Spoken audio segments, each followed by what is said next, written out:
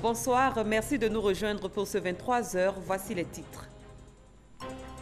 La fête du travail est célébrée aujourd'hui, mardi 1er mai, une journée pour rendre hommage à tous les travailleurs du monde entier. Ici en Côte d'Ivoire, le chef de l'État, Alassane Ouattara, a rencontré les centrales syndicales. Elles ont présenté leurs doléances au président de la République. Nous nous intéresserons au Salon international de l'agriculture du Maroc, édition 2018. Plusieurs accords de partenariat technique ont été signés entre les structures des mondes agricoles ivoiriens et marocains. Nous reviendrons sur les détails de ces accords dans quelques instants. Au Gabon, la Cour constitutionnelle a mis fin au pouvoir de l'Assemblée nationale ce lundi. Elle demande aussi la démission du gouvernement dominé par le parti présidentiel. Merci de suivre cette édition. Nous sommes mardi 1er mai, jour de la fête du travail. Ce matin, au palais présidentiel, le chef de l'État, Alassane Ouattara, a reçu les différentes centrales syndicales du pays.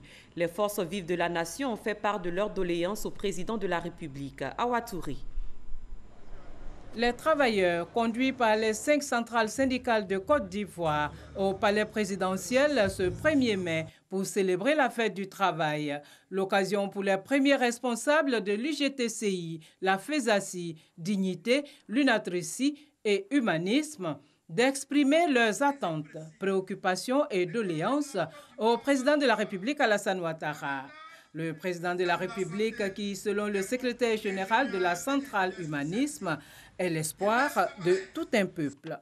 Le titre du dernier rapport de la Banque mondiale, aux portes du paradis, est suffisamment éloquent. Ce rapport, d'ailleurs, projette le maintien de la croissance à 7% pour les 3 prochaines années. Pour nous, il urge que les fruits de la croissance parviennent effectivement aux populations afin que personne ne se sente laissé à l'écart de la reprise. C'est pourquoi nous sommes par devant vous ce matin, une fois encore, pour solliciter la satisfaction de nos attentes. La plus urgente, Excellence, c'est l'approvisionnement en eau potable. La situation est dramatique. L'eau source de vie qui participe à la satisfaction des besoins humains fondamentaux n'est plus accessible à l'échelon domestique pour de nombreuses familles. L'Union nationale des travailleurs de Côte d'Ivoire s'est pour sa part félicitée des acquis du dialogue social avant de plaider pour l'augmentation du salaire minimum agricole garanti, le SMAG. S'agissant du secteur privé, nous saluons la signature et la publication des premiers décrets d'application du Code du travail. Toutefois, l'UNATRECI sollicite l'ouverture des négociations relatives au SMAG, salaire minimum agricole garanti, qui devrait être à 60 000 francs CFA, à l'instar du SMIC. Au nombre des préoccupations des centrales FESACI et Dignité, la problématique de l'emploi jeune. Excellence, Monsieur le Président de la République, après leur formation, s'ils ne sont pas livrés à eux-mêmes, vos jeunes font l'objet d'esclavage des temps modernes dans les entreprises où ils sont relégués au rang d'éternels stagiaires. Excellence, Monsieur le Président, le travail au noir est la règle de plusieurs entreprises de nos zones industrielles, avec en prime le statut de travailleur journalier à vie. Une visite, même anodine, dans ces entreprises permet de découvrir à ciel ouvert des effectifs entiers d'ouvriers en contact direct, donc sans aucune protection avec des produits chimiques toxiques. C'est simplement dire que la santé et donc la vie des travailleuses et travailleurs est gravement menacée sur les lieux du travail. Excellence, Monsieur le Président de la République, ces règles, même élémentaires, ne sont pas respectées parce que les agents commis pour les contrôles et inspections dans les entreprises sont eux-mêmes dans un état de handicap total. L'unité retrouvée, c'est ensemble que les responsables de l'Union générale des travailleurs de Côte d'Ivoire, UGTCI, ont pris part à la célébration de la fête du travail.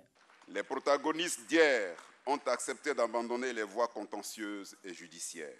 Nous avons, dans un dialogue constructif, fait un saut qualitatif de solidarité et d'union. Vous permettez, Excellence, avant le substrat de nos doléances, de revendications, que nous rappelions qu'en homme d'honneur, vous avez encore une fois joint l'acte à la parole.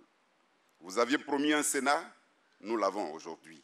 Vous conviendrez par ailleurs Excellence, Monsieur le Président de la République, que l'on ne peut entrer dans une entreprise avec une catégorie et en sortir avec la même, après 20 ans de service. Les employeurs concernés devront être invités à se conformer à l'application stricte des dispositions du Code du travail, car eux-mêmes, placés dans les mêmes conditions, ne sauraient jamais l'accepter. Excellence, les retraités ne bénéficient que d'un simple revenu de substitution qui suffit à peine à couvrir leurs charges bien nombreuses. Aussi, le GTCI souhaite, Excellence, que toutes les pensions de retraite soient exonérées d'impôts à l'instar des autres pays de l'UEMOA. Les centrales syndicales ont par ailleurs souhaité la désignation des travailleurs au Sénat et au Conseil économique, social et environnemental, ainsi que le relèvement du Conseil national du dialogue social au rang d'institution de la République. Le président Alassane Ouattara a apporté des réponses aux préoccupations des centrales syndicales. Il a fait le point des acquis en termes de revendications avant d'annoncer de nouvelles mesures, parmi lesquelles figure un appui financier de 800 millions de francs CFA du gouvernement aux centrales syndicales. Viviane Aimé. La traditionnelle rencontre du 1er mai au palais présidentiel entre le président de la République et les principales centrales syndicales nationales s'est une fois de plus tenue ce 1er mai 2018. Un rendez-vous désormais cher au cœur des travailleurs et leurs représentants syndicaux.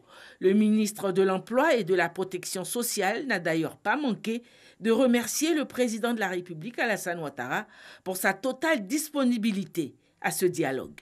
La Côte d'Ivoire célèbre ce 1er mai 2018 la fête du travail, fête qui représente pour nous la fête du dialogue social, moment privilégié d'écoute et d'échange entre le gouvernement et les travailleurs et bien plus entre l'État de Côte d'Ivoire, incarné par son Excellence M. Alassane Ouattara, président de la République, et l'ensemble des couches sociales de notre pays. Je voudrais en cette occasion solennelle remercier et rendre un hommage mérité et appuyé au président de la République, son Excellence M. Alassane Ouattara, pour avoir bien voulu accepter de présider une fois encore la célébration officielle de cette fête du travail, mais également pour son engagement à bâtir une Côte d'Ivoire pour tous, une Côte d'Ivoire plus inclusive et plus solidaire, une Côte d'Ivoire où l'avenir sera toujours plus radieux que le présent et où les fils et les filles de ce pays seront plus heureux que leurs parents. Si l'exercice du dialogue entre le gouvernement et les travailleurs a consisté dans un premier temps pour les travailleurs à exprimer leurs préoccupations, mais aussi leurs points de satisfaction au gouvernement, dans un deuxième temps, il est revenu aussi au gouvernement incarné par le président de la République de présenter les résultats de l'action gouvernementale pour lutter notamment contre la pauvreté, contre le chômage, lutter contre la cherté de la vie. Mesdames et Messieurs les secrétaires généraux des centrales syndicales UGTCI, Dignité, FESACI, UNATERCI et Humanisme, chères sœurs et chers frères travailleurs de Côte d'Ivoire, j'ai bien noté vos attentes pour cette année 2018, ainsi que les nombreux défis à relever. Je voudrais vous assurer que le gouvernement ne ménage aucun effort, chers compatriotes. Comme vous pouvez le constater, l'amélioration des conditions de vie de nos populations constitue une préoccupation constante du gouvernement. Nous poursuivrons nos actions en matière de lutte contre la pauvreté. Le projet Filets sociaux productifs, qui a permis à 35 000 ménages en milieu rural de bénéficier de soutien monétaire des primes trimestrielles, va se poursuivre jusqu'en 2020 afin d'améliorer l'accès de cette catégorie de population aux services sociaux de base et surtout, bien sûr, d'améliorer leur niveau de vie. Le gouvernement reste engagé à mettre au nombre de ses priorités les dépenses pro-pauvres, comme on les appelle, c'est-à-dire les dépenses de santé et d'éducation, soient presque un tiers du budget national. Au plan de la création d'emplois, nos efforts constants ont permis la création de plus de 2 millions d'emplois entre 2011 et 2016, ce qui a pour effet de contenir le taux combiné du chômage, de la main-d'œuvre potentielle et du sous-emploi. Nous devons donc amplifier et poursuivre sans relâche nos actions et notre politique d'amélioration de l'employabilité des jeunes, des femmes et des personnes en situation d'handicap. Au titre de la cherté de la vie, plusieurs réformes ont été initiées ces 12 derniers mois et je voudrais féliciter l'actuel ministre du Commerce. Donc ces réformes sont en cours de mise en œuvre en vue d'apporter des réponses concrètes aux préoccupations de nos concitoyens. Le gouvernement s'emploie dans le cadre de l'encadrement des loyers et des cautions des maisons à rendre effectif le projet de loi relatif au bail à usage d'habitation dont l'adoption devrait intervenir dans les semaines à venir par l'Assemblée nationale. De plus, des dispositions sont prises pour le strict respect du plafonnement des prix des produits de première nécessité. Poursuivant, le président de la République a fait une annonce en direction des centrales syndicales. Afin d'aider les syndicats à remplir leur mission d'utilité publique, je demande au gouvernement, comme les années précédentes, de verser aux centrales syndicales un appui de 800 millions de francs CFA. Voilà, 800 millions de francs CFA. Le président de la République a félicité les syndicats pour le climat apaisé en cette année, mais aussi le patronat ivoirien pour sa contribution au dialogue social. Je suis très fier de dire que la Côte d'Ivoire est un des rares pays où les fonctionnaires sont payés à bonne date et que les arriérés, même des précédents gouvernements, sont reconnus et remboursés et payés. Que globalement, en dehors de quelques difficultés, ça et là, nous avons de l'eau potable et que les coupures d'électricité sont de moins en moins fréquentes. Je regardais le tableau, j'ai demandé à mon directeur de cabinet ce matin avant de venir. Sur les 54 pays africains, la Côte d'Ivoire est le pays qui a le plus faible taux de coupure d'électricité par an. Mieux que l'Afrique du Sud, qui a une centrale nucléaire pour produire de l'électricité. C'est dire les progrès qui ont été accomplis. En matière de nombre de salles de classe, vous savez ce qui a été fait, chacun dans vos villages respectifs. En matière de centres de santé, nous continuons de le faire. En matière de transfert monétaire aux plus défavorisés, nous continuerons. En matière de création de CHU, d'hôpitaux régionaux, nous continuerons, et ainsi de suite. Donc je vais vous donner l'assurance que le gouvernement est à la tâche. Nous considérons que, comme je l'ai dit, the sky is the limit, c'est-à-dire le ciel sera donc la limite de nos efforts pour donner satisfaction à nos concitoyens. La fête du 1er mai est symbolisée aussi par le muguet. Là aussi, la tradition a été respectée. Le président de la République a offert des brins de muguet à 20 femmes travailleuses issues de toutes les catégories socio-professionnelles. Le chef de l'État est revenu sur une question évoquée par les centrales syndicales. Il s'agit de la difficulté d'approvisionnement en eau potable dans la ville de Bouaké. Écoutons le président de la République sur cette question.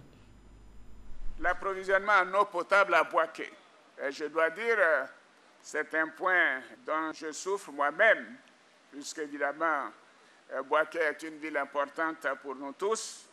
Et je voudrais indiquer que le tiers de la population de Bouaké est alimentée en eau potable à partir de la rivière Kan.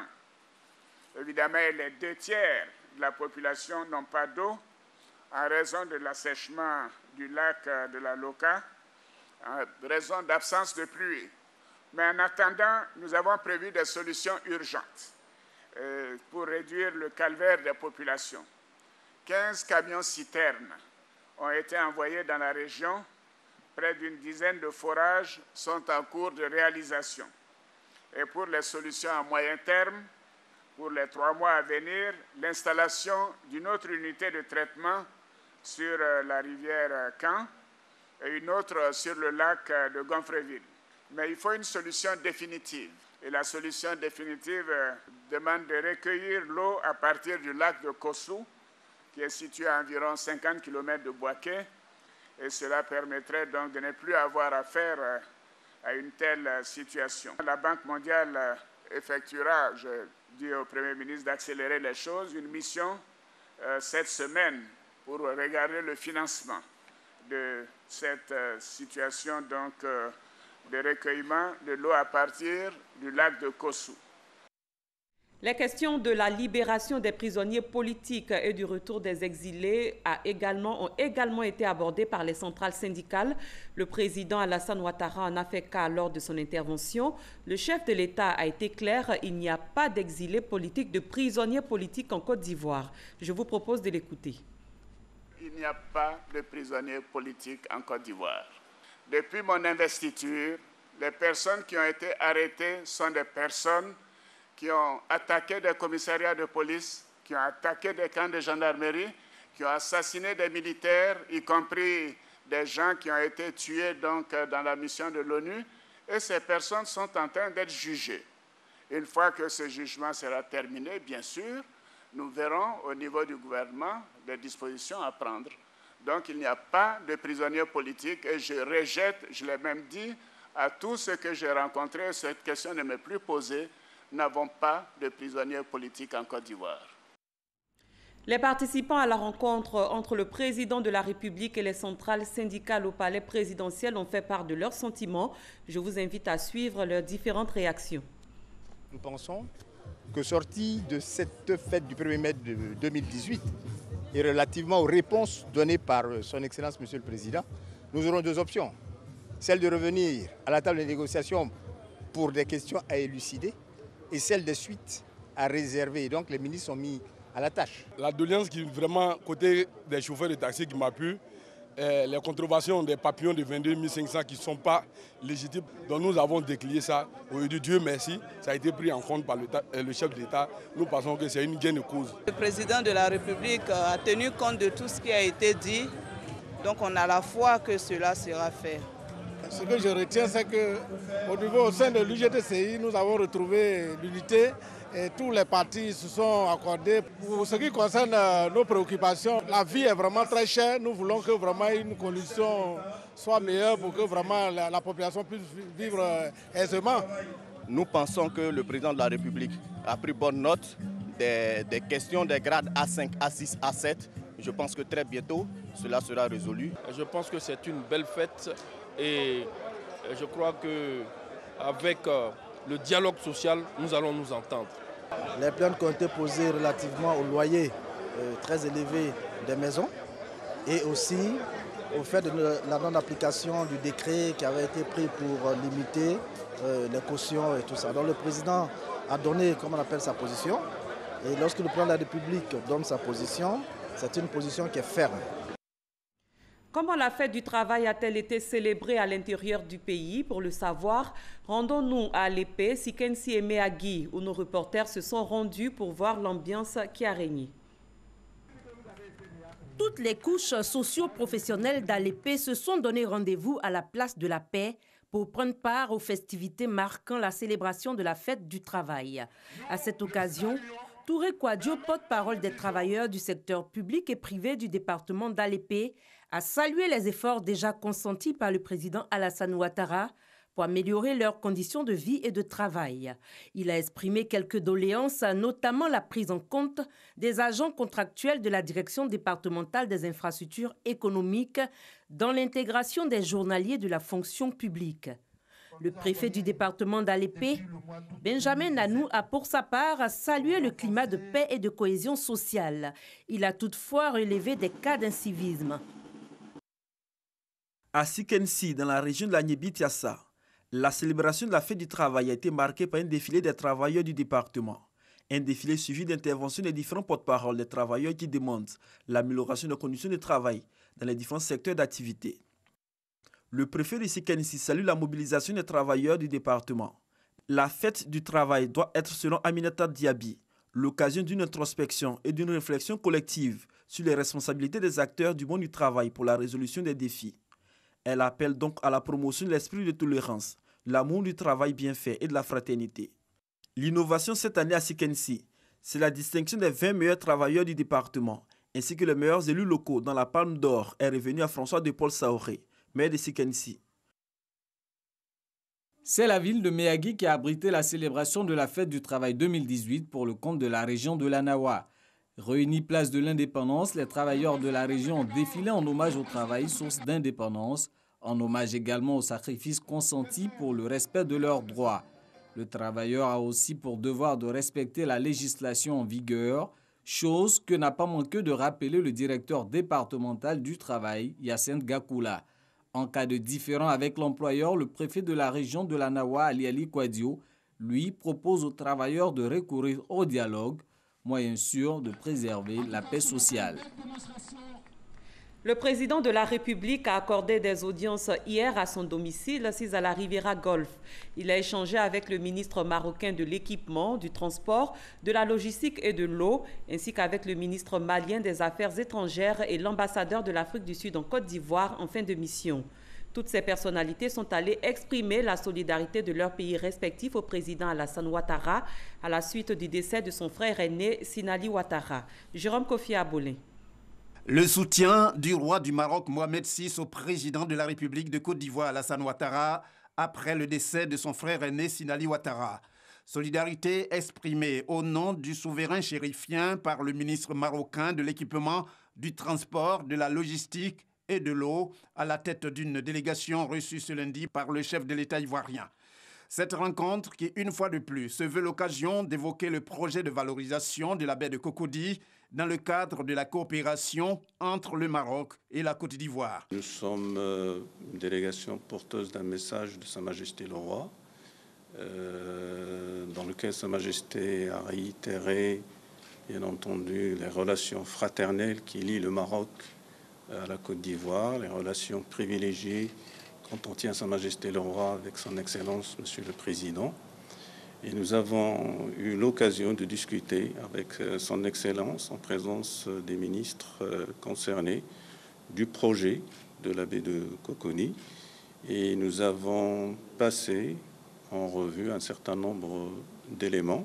Venu présenter les condoléances à son Excellence le Président de la République. Autre soutien au président ivoirien, celui de son homologue malien Ibrahim Boubacar Keïta à travers un message remis au président Alassane Ouattara par le ministre malien des Affaires étrangères. Je suis ici en mission du président de la République du Mali, son Excellence Ibrahim Boubacar Keïta, pour porter un message de condoléances, de solidarité à l'endroit de son frère, le président Alassane Ouattara, suite au décès de l'aîné du président Ouattara. Évidemment, c'est un devoir de solidarité familiale, je devrais dire, parce que l'aîné qui est parti est notre aîné à nous tous. Et le président de la République du Mali m'a chargé de transmettre ses encouragements à son frère, le président Alassane Ouattara, par rapport à cette charge nouvelle qui vient peser sur ses épaules, en plus des charges nationales. Le voilà devenu l'aîné de toute la communauté familiale. Et nous nous associons à toutes les prières faites pour le défunt, mais aussi nous prions afin que le président Alassane Ouattara puisse porter cette charge-là avec honneur et dignité, comme il le fait par ailleurs. Quant à l'ambassadeur sud-africain en Côte d'Ivoire, reçu également par le président Alassane Ouattara, il est en fin de mission. Ces échanges donc, comme le temps des adieux, mais aussi le temps d'un bilan en ce qui concerne les rapports entre les deux pays. Et sur ce dernier point, le diplomate sud-africain est on ne peut plus clair, indiquant que ces relations ivoiro-sud-africaines sont excellentes et exemplaires. Les rideaux se sont refermés aujourd'hui sur le Salon international du tourisme d'Abidjan après 5 jours d'exposition. Le site à 2018 a enregistré au moins 70 000 visiteurs avec plus de 25 pays invités et 450 exposants. Rendons-nous à Meknès où se tient le Salon international de l'agriculture du Maroc. Le SIAM 2018 a permis la signature de plusieurs accords de partenariat technique entre les structures des mondes agricoles ivoiriens et marocains. Notre envoyé spécial Noël Niagno revient sur les détails de ces accords. Suivez son compte-rendu. Le SIAM à Meknès, rendez-vous du donner et du recevoir. La Côte d'Ivoire s'en sort avec 3 conventions signées avec des structures pour performer davantage dans le secteur agricole. La Chambre d'agriculture de Côte d'Ivoire a scellé une alliance avec celle de Casablanca. Une démonstration de la nature de cette plateforme de rencontre qu'est le Salon de Meknès. Il y a des choses que nous, aujourd'hui, au Maroc, on maîtrise bien. Les Africains, ils n'ont pas. Comme on est aujourd'hui fort sur la partie viande, lait, goutte à goutte, beaucoup de choses, et les légumes, fruits, tout ça. Et on peut changer beaucoup de choses avec mes amis africains. Une deuxième graine a été sémée par la Fédération des chambres d'agriculture du Maroc et celle de Côte d'Ivoire. Ce mariage d'aujourd'hui entre la Chambre de Rabat et la Chambre nationale d'agriculture est vraiment l'illustration sur le terrain, dans les champs, dans les techniques, dans les échanges de cette volonté politique des pouvoirs publics. Former les agriculteurs, renforcer leurs capacités, c'est bien, mais faire le suivi de cette formation au quotidien par des encadreurs aguerris est mieux. Voilà le sens de cette autre signature de convention entre l'ANADER, l'Agence nationale de développement rural de Côte d'Ivoire, et l'ADA, l'Agence de développement de l'agriculture du Maroc, une des déclinaisons du plan Maroc vert. On a mis au point le plan Maroc vert en 2008, donc il fallait une agence, une structure qui doit porter ce plan Maroc vert et le suivre et l'évaluer. Et donc c'est l'Agence pour le développement agricole. Il y a une autre chose importante, c'est la levée des fonds auprès des bailleurs de fonds internationaux, auprès des bailleurs de fonds de la finance climat et la promotion de la coopération bilatérale et multilatérale dans le cadre de l'agriculture.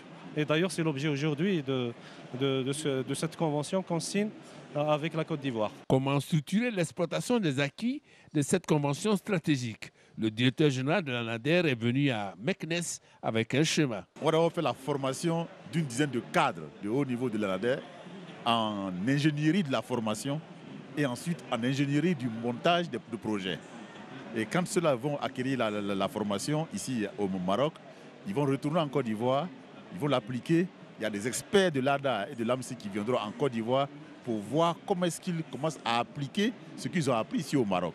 Et après ça, nous allons faire le résumé, l'évaluation de cette formation-là, et on voit qu'est-ce qui a marché, qu'est-ce qui n'a pas marché, qu'est-ce qu'il faut corriger et comment est-ce qu'il faut le mettre en application au niveau du terrain. Au total, la Côte d'Ivoire et le Maroc ont arrosé à nouveau par la signature de ces conventions la coopération née depuis feu Félix Houphouët-Boigny et le roi Hassan II et qui se prolonge sous Alassane Ouattara et le roi Mohamed VI. Le général des douanes, Pierre Da, a fait hier après-midi le point de la situation relative à la fraude au guichet unique automobile.